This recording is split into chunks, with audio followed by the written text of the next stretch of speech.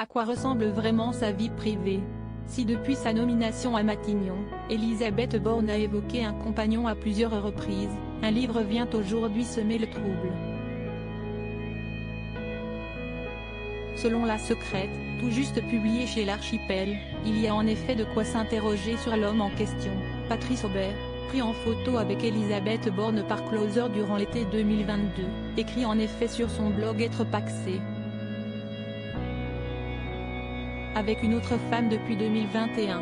Sont-ils donc vraiment ensemble? C'est la grande question, nous répond Bérengère Bonte, qui révèle l'identité de cet homme dans son livre. Matignon m'a confirmé qu'il s'agissait de son compagnon. A minima, il s'agit de son ex, explique la journaliste, dont l'ouvrage raconte la rencontre entre Élisabeth Borne et Patrice Aubert. Les deux se sont connus à la mairie de Paris il y a une douzaine d'années. Divorcée du père de son fils Nathan, elle est directrice générale de l'urbanisme, tandis qu'il est directeur des moyens généraux. Il se retrouve ensuite à la RATP, lorsqu'Élisabeth Borne en est la présidente, puisqu'elle l'embauche en tant que déléguée à l'éthique. Les idées politiques de l'homme, que Closer avait appelé JC, font aussi parler. Catholique de gauche, il a présidé l'association Les Poissons Roses, opposée au mariage pour tous.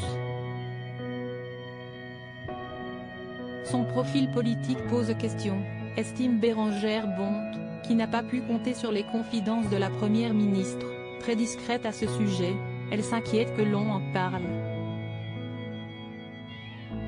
Dans son enquête, elle a également découvert que Patrice Aubert multiplie les commentaires affectueux sur Facebook envers la femme avec laquelle il est pacsé.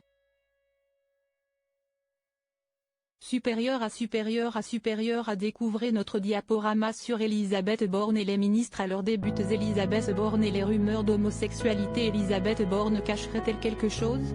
Dans La Secrète, la journaliste revient sur les rumeurs d'homosexualité autour de la première ministre. J'ai intitulé ce chapitre La couverture, donc oui, je pose la question. J'apporte des éléments qui montrent que l'on a raison de s'interroger, nous confie celle qui juge le sujet politique. Reste que depuis son arrivée rue de Varennes, Élisabeth Borne a fermement démenti ces bruits. Si c'est le cas, je ne vois pas pourquoi je ne l'aurais pas dit, avait-elle lâché dans Têtu.